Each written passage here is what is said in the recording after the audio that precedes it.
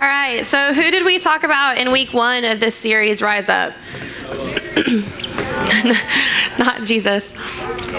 Jesus is often the answer. Noah, yeah. So that was 2 weeks ago. We didn't talk about Paul. It was Noah. Good job, Matt. You might have been the only person who answered and listened. Yes. And then last week, I was supposed to teach on Gideon and was out with a stomach bug. And so you did not want me here. And then tonight, I don't know, allergies or something. Lost my voice the other day, and it's coming back. So I've got a cough drop in my mouth. Apologize for that while I'm talking, but just want to make sure I have a voice maintained throughout. So last week, Adam filled in. Thank you, Adam, for doing that short notice. And who did Adam talk about? Who do y'all know? Mary, yeah. Mary, mother of Jesus. And so we wanted that to be at the tail end right before Easter. I ruined it. I'm sorry. We had intentionally put that in there, but that's all right. So we've heard about how Noah rose up and stood out against the crowd and stood out against the world for good, for God. And Mary stood up to share the good news.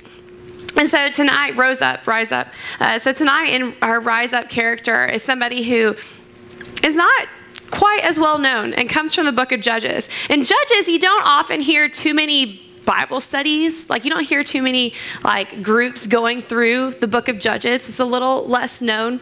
And in the book of Judges, it's filled with stories that you'd read about like in a suspense novel or like a thriller or an action movie or a drama movie. It's an exciting and colorful yet disturbing book in the Bible that's got assassination and deception and lies and war.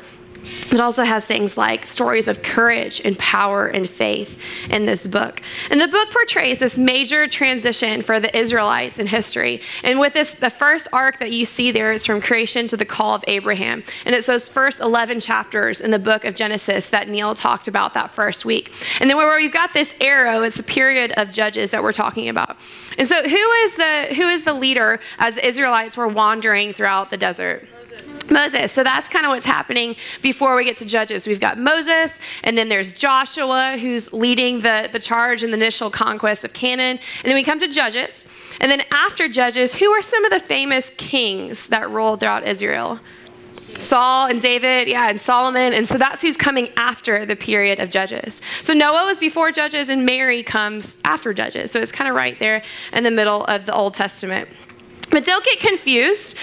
They were not judges like this. Does anybody watch this show? Yes. Okay, some of y'all. Not judges like this. Anybody watch that? Yes. Yes? Okay, some more. That is that is my show. I love that show. What about this? Has anyone watched Judge Judy? You do? So many of the 7th through 9th graders watched it, and I wasn't even really sure if it was still on the air. I couldn't believe it. That is Judy. Judy has been judging for a long, long time and has had a show for a really long time. The book of Judges would be somewhat similar to Judge Judy. They did do would rule on legal matters that were going on in their community, in their town. But judge in Hebrew actually means rule or ruler. So most often what they were doing is actually serving as an army ruler, and defending their people against oppressive armies that would invade their towns that we're going to hear about tonight. And they would also do things like try to preserve the religious institutions. And so if there's idolatry or serving of other gods, they would try and combat that and focus on the Christian God. And throughout the book of Judges, we see this constant cycle that you might remember us talking about during the Hunger Games series. Throughout Judges, we see this where Israel does evil in the eyes of the Lord, and then God sends this army. And then Israel cries out to God in distress and is like, God, where are you? Help us. And then God, in response and mercy, sends this judge or deliverer. And then Israel again does evil in the eyes of the Lord, and this cycle perpetuates and continues throughout. So tonight we're going to focus in on the story of Gideon from Judges 6 and 7. And so hear and watch these words as this story of Gideon unfolds.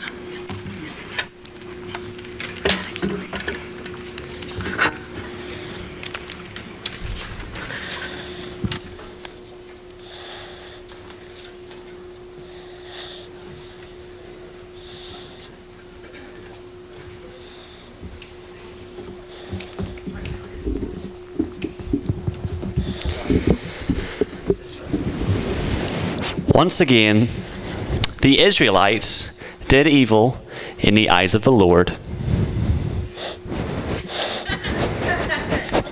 So for 7 years, the Lord gave the Israelites into the hands of a neighboring people called the Midianites.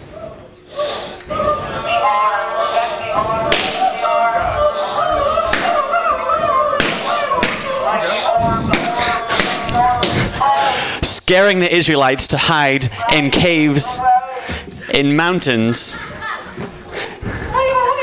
and caves.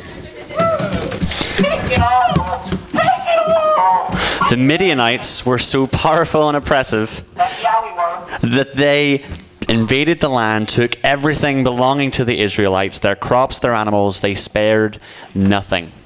Yeah, we got it. And so the Israelites, so terrified of the Midianite people, cried out for help to the Lord.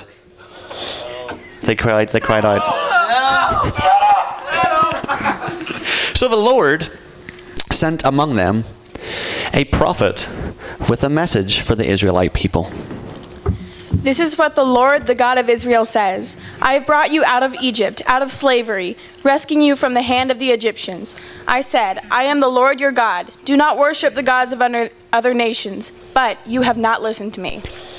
They had not listened to God. It sounds like it might have been time for one of those judges that Lindsay's been talking about. Meet Gideon. He is hiding from the Midianites when somebody, an unusual visitor, comes along and finds Gideon hiding. The Lord is with you, O powerful warrior. Who are you? I am an angel. Don't angels have wings? 1 second.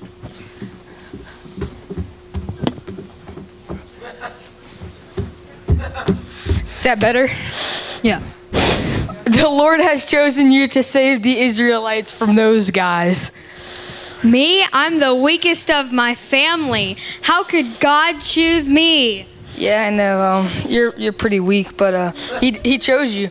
So although Gideon wasn't sure, he had indeed been chosen by the Lord, and the angel disappeared in a flash of light. A flash of light. It's not a flash. Later, the Lord sent Gideon on his first mission. The angel of the Lord said to Gideon, you know the way. Your father has an altar and an Asherah pole for worshiping other gods. Go cut it down and build the altar to God. But Gideon was afraid of his father, and so he waited until nightfall until he completed his mission.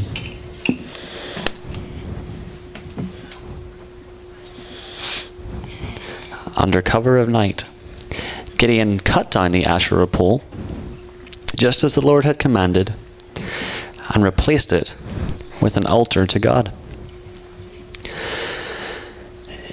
In the morning, the townspeople saw what Gideon had done and were very, very upset and made lots of noise and shouted at Gideon, booed and things. That's you people, you're the townspeople, you have to boo him. Boo. They were so upset that they even demanded that Gideon be killed. But Gideon's father spoke unusual words to the audience. If Baal's a real god, then he doesn't need to be saved.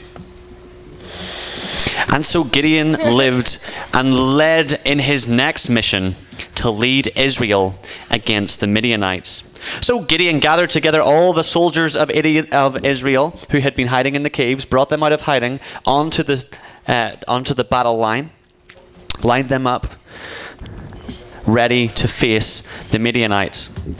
There were 32,000 soldiers in number when the angel spoke to Gideon.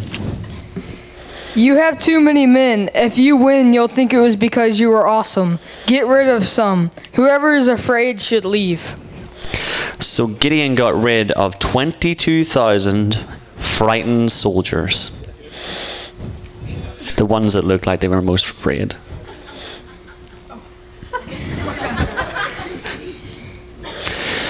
So now Gideon had 10,000 soldiers. No, still too many. No. So Gideon took them to the water to drink. Whoever drinks like a dog, send them home. So Gideon sent the two that were drinking like dogs, sent them home. Until there was just 300 soldiers left to face the Midianites. That'll do it. Now you see the Midianites spread out across the land like locusts, and go get them. So Gideon with his 300 men saw the Midianites in the distance. They blew their trumpets. The Israelites blew their trumpets. Blew their trumpets. Trumpets. That's a trombone. Blew their trumpets, smashed jars on the ground, creating explosions. Mazel tov. And they charged at the Midianites. The Lord sent the Midianites into confusion so that they were very afraid. The Midianites were very afraid and scattered so that the Israelites had victory over the Midianites. That'll do it, donkey. That'll do it.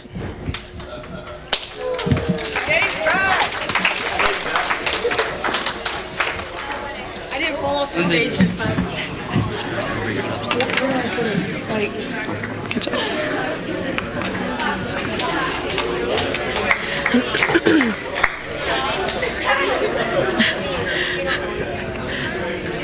So the Jesus doll's left up here with like his little sweater vest came off. I feel weird just like throwing him somewhere. Y'all didn't know that's actually called a Jesus doll. Middle schoolers use it. I don't get it. Unless anyone would like Jesus to sit with them for the evening. You can pick them up.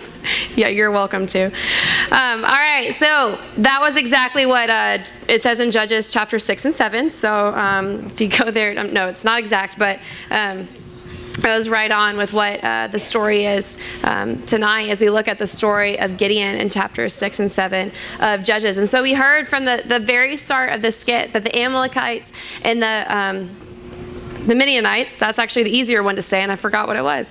The Amalekites and the Midianites, the two armies that were invading them and starving them out, that were oppressive on the Israelites, and they cry out to the Lord. And an angel of the Lord came to Gideon, and he was like hiding out and kind of hoarding food because he was scared of these armies. And this angel comes to him and says, "The Lord is with you, mighty warrior." Online, there's all these Lego pictures of the story of Gideon. It's pretty awesome. Mighty warrior. And the King James Version calls him man of valor. New Living Translation translated as mighty hero. So God came and saw the best in Gideon. And I don't know how you view yourself, but I think that God views the best in all of us. And then we come to verses 13 and 14. And Gideon asked God, "Why have you not saved us? Like, where have you been in the middle of our starvation and this oppression?" And God basically turns to Gideon and says, "You will be the answer to the own question that you ask." Gideon responds, "But my clan is the weakest. How can I save Israel? I'm the weakest in Manasseh, and I'm the least in my family. Like, are you sure, God? Like, do you know who you're talking to? Like, I'm a nobody, and I've got nothing, and you're coming to say that I'm a mighty warrior?" Has anyone ever posted something kind of negative or bad about you on social media, or sent you a text that was kind of mean? or maybe you've ever said something you kind of wish you wouldn't have said about somebody else, like you said something negative, and then you go back and reread it, and you reread it, and you reread it. And if you read it like 100 times, it's as if someone said it to you 100 times. I think that's kind of what's happened to Gideon. Like, we're often the hardest and most negative on ourselves, right? I don't know if you can relate to that. But I think that's what's happened to Gideon here. Like, he's just kind of beat himself down. And so he said, like, I'm a nobody, God. And so he's living into that reality that he doesn't think he can be used by God, this self-fulfilling prophecy of negativity. And he's living as if he couldn't be used by God. He's fulfilling that prediction. But God comes and interrupts Gideon's cycle and says, "You are who the Lord says you are. Therefore, You are. You are that man or that woman of valor, that mighty hero. And then we come to verse 16, and the Lord answered, I will be with you. I will strike down the Midianites, leaving none alive. God says, I am sending you. I will be with you. Therefore, you have nothing to fear. But Gideon's still a little uneasy. He's not quite confident yet. He certainly doesn't have the qualifications, the resources. He's like, God, you're saying you're going to use me, but like I don't have an army. I don't have anything. Like, what am I going to do to fight these guys? So he's not satisfied and goes back to God and asks for another sign. He asks for more evidence that God is with him. So Gideon replied, if I have now found favor in your eyes, give me a sign that it is really you talking to me. Please don't go away until I've come back and bring my offering and set it before you. It's kind of almost like bartering with God here. And over the next few verses, God grants Gideon a sign. And now we come to Gideon's first assignment from God. And God tells him to go and to take a pole, or to take his father's bull, to place it on the altar and to sacrifice it. But not only that, he says, now take the Asherah pole, which is used, as we heard in the skit earlier, to worship this lesser god Baal. So I want you to tear that down and use that as firewood as you make this sacrifice, which this is a huge deal because everyone in the town worships this god Baal. Even his own dad, Joash, worships Baal. So Gideon does what the Lord says. However, he does it in the middle of the night. So he's still like a little nervous and timid at this point. He hasn't quite built up that full confidence in God yet. But then the people the next day go to Gideon's dad, Joash, and they're like, did you see what your son did? Like, can you believe this? And the dad says, if Baal is really a god, like if he's really who he says he is, then he can defend himself. Like, you don't need to worry about it. So word is starting to spread about Gideon and what he's done. That Gideon has encountered his first Rise Up challenge, where he gets out of his comfort zone and starts to gain confidence in God, who's asked him to confront this idolatry in his own town. He gets out of his comfort zone and does it. So rumors are spreading about what he's done, that Baal has been defeated, and that this Christian God is on his side and starting to make things happen. So then we come to chapter 7. And in chapter 7, his army's forming. These people are hearing about him. People are coming to start to follow him and be with him. They feel like they can rise up against the Midianites and the Amalekites. He's got 32,000 people following him. He was small. He had nobody. Now he's got 32,000 people. But we heard earlier that God said, nah, that's too many people. Like, you don't need all those people to fight. So he says, whoever's scared, whoever's disheartened, send them home. We don't need them. And 10,000 people are left. 20,000 leave. Remember, Gideon's been a little timid and scared at this point, so thankfully, it wasn't Gideon who left home with the 20,000, but Gideon's there left with an army of 10,000. And then God says, that's too many people. You don't need all those people. Splits them into two groups. They go to the water, and God says, keep the 300 who lapped the water with tongues like dogs. Send the 9,700 home who kneel down and bring water. I don't know if y'all have even been able to hear me that much because now it's picking back up. I just moved it. All right. And then later in the text, we learned that the Midianites were thick as locusts, and they numbered 120,000. So 120,000 versus 300. Like, the odds are not quite in Gideon's favor. Have you ever felt like Gideon here? Like you had nothing and now you feel like you have everything, but then it's taken away. But Gideon didn't quite see this breakthrough. He didn't even see the victory because he had too many resources. He had too many things at his disposal. He wanted newer, bigger, better, be stronger, have better technology, newer technology, the better clothes. He wanted it all. But God says, no, those things aren't important. That's not what's going to help you win the battle. So if you try to go to battle without me, you'll be trying to win it without me. Don't depend on your own strength or your own resources. Instead, humbly depend on the Lord. So God took Gideon from this place where his confidence was in all these things and these numbers, these resources, these 32,000 people, down to where he had just 300. All because God wanted us to know that Gideon's not even the main character in this story. It's God. It's God who works on behalf of Gideon to bring their people the victory, to bring them out of this depression. That God chose Gideon, someone who was weak in stature, small, down on himself, and then said, actually, you're not even going to get a big army. Like, I'm going to give it to you, but I'm going to take it away, and I'm going to be with you. Have confidence in me, and you can rise up. And that's his second rise up challenge, is actually coming and facing the Midianite army. And God commands Gideon to attack, for I have given it to you in your hand, in verse 9.